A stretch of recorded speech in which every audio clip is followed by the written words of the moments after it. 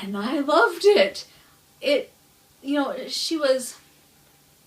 This show has a knack for knowing exactly what traits they should reinvent about, because let's be clear, these are the Disney versions of these fairy tale characters. These are not the actual fairy tale characters, for the most part.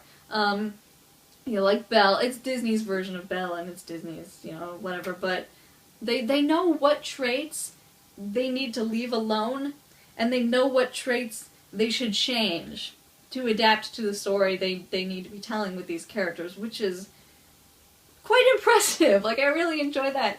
In the case of Ariel, she was pretty much left alone. Like, this is the Disney version of Ariel in, Once Upon a Time, and she's spunky and kind-hearted and loves human trinkets, and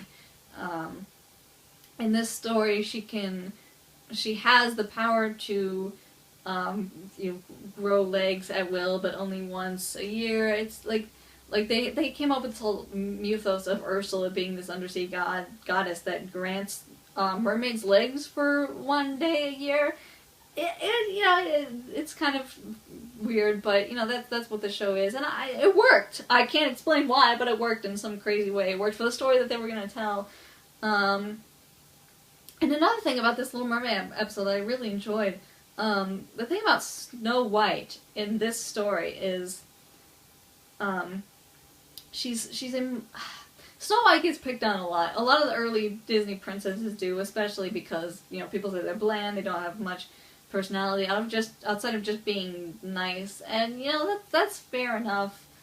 In this iteration, the Snow White, she's still kind, she's a friend to all living things, but she's a warrior without compromising that femininity, and I like seeing that. I like seeing a strong woman who is very clearly a strong woman. Like, she doesn't have to be like a battle vixen, I guess.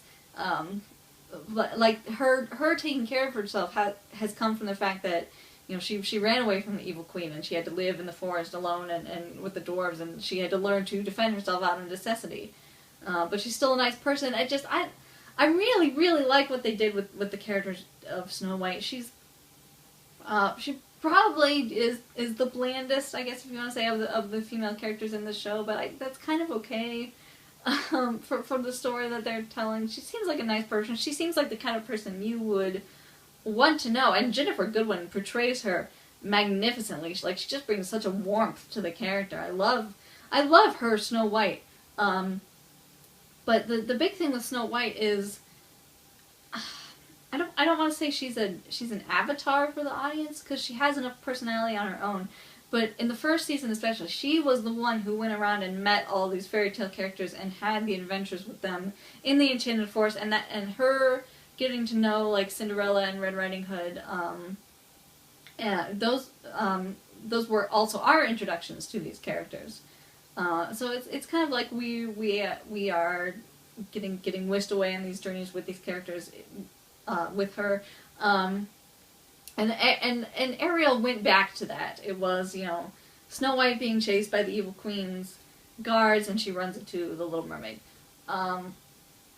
But in that sense, it felt very much like all the best parts of the early episodes, but refined and made better. The biggest problem I had with the early episodes was that it became a series of vignettes that were loosely connected, and stories just got brought up and then dropped, just for the sake of having like Cinderella. It was a fun episode, but we've there's this idea that magic comes with a price. That if you want something, you have to give something up that has equal value to you, which I really like, and they've kept to that. It's a theme. It's been a theme throughout the story. In the Cinderella episode, especially, like she is the one who makes the deal with Rumpelstiltskin. Like, she's gonna give him her firstborn, but then they use magic to trap him to get out of having to give him her child, but as soon as they trap him, her husband disappears.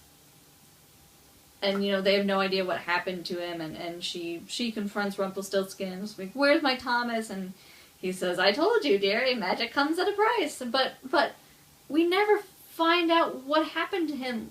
We see him in the real world, so presumably he didn't die. But, you know, they get back together in the real world, like Snow White's daughter Emma, you know, finds them in the real world and smooths things over, and I guess happily ever after in the real world. I still go back to that. I'm still really curious what happened. It's not essential to the story, but about like things like Catherine and Frederick. That was the opposite problem. We saw what happened to them in the fantasy world, but we didn't see what happened to them in Storybrooke. I don't know, stuff like that bothers me, just like loose ends, like... And I guess it really bothers me when season 2 was spent with so many characters. Like, I didn't feel like there was a need to explore Cora, or... Cora was my least favorite thing about season 2, I'm sorry, but it's true. So watching the Little Mermaid episode reminded me why I loved the story so much in the beginning, and it also gave me what I was hoping to see, which was the forward momentum, because there was a plot. You know, Henry had been kidnapped by Peter Pan, and they had to go to Neverland to rescue him. So there was forward momentum. It wasn't just like backstory set against really contrived nonsense in the real world.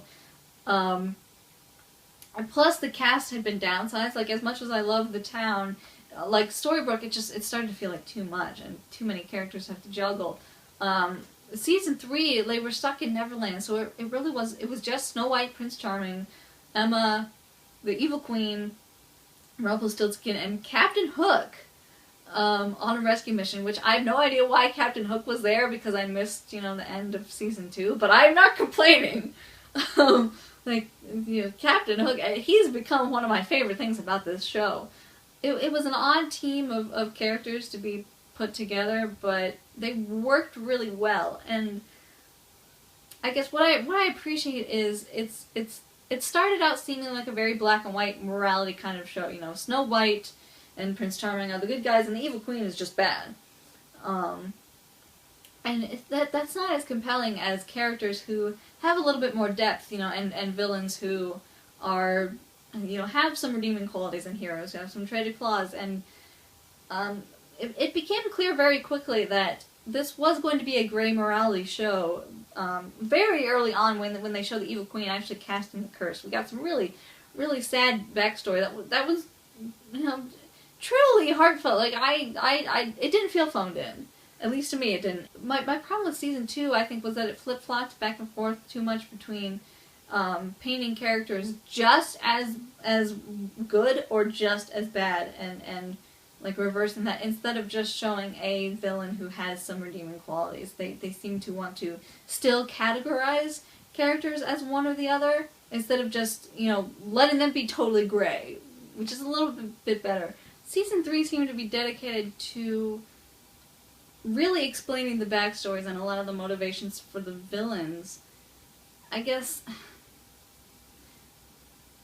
at this point, you know, characters like Rumpelstiltskin and Evil Queen and Captain Hook might as well just be good guys. Like, they're not even at this point villains with redeeming qualities. They're pretty much good guys. And on the one hand, it's better than this like convoluted storytelling that season 2 was doing, like flipping back and forth, because like that, it just I'm not explaining it very well, but like they made you despise characters in one episode and then feel completely sympathetic for them in the next one, and then back again, and it became too much.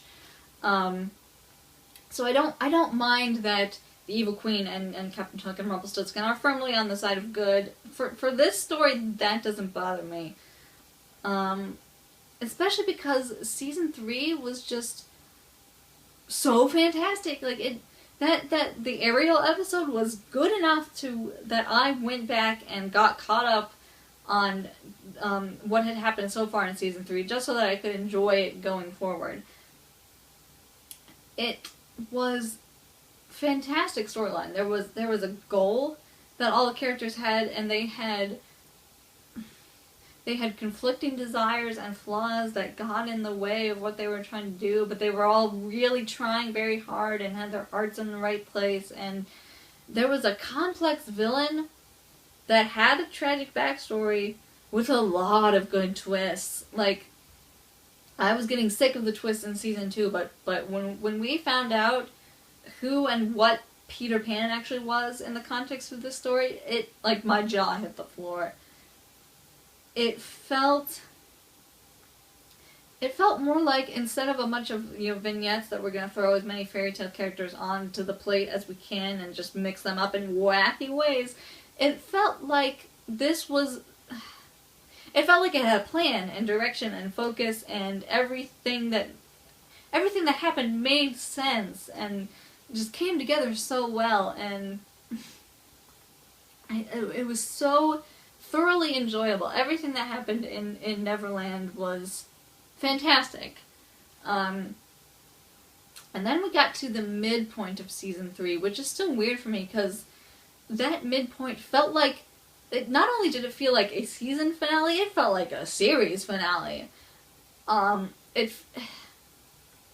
I honestly would have been happy if the series had ended there.